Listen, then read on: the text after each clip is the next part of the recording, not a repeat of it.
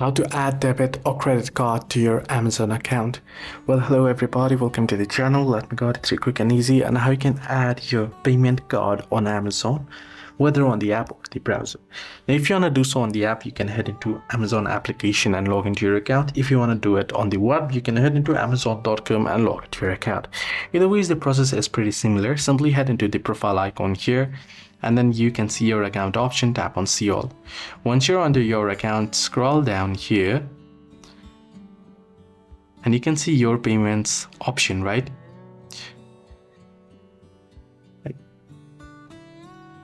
You can tap on your payments here.